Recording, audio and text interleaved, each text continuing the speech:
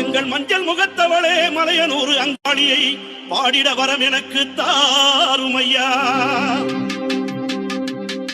மண்ணளந்த காளி அவள் மயானத்தில் கோயில் கொண்டு மாசியிலே தேரோட ஓடி வருகிறார். ஆதி பரமேஸ்வரியாம் அங்காள ஈஸ்வரியாம் மேல் மலையனூர் எல்லையிலே ஓடி வருகிறார்.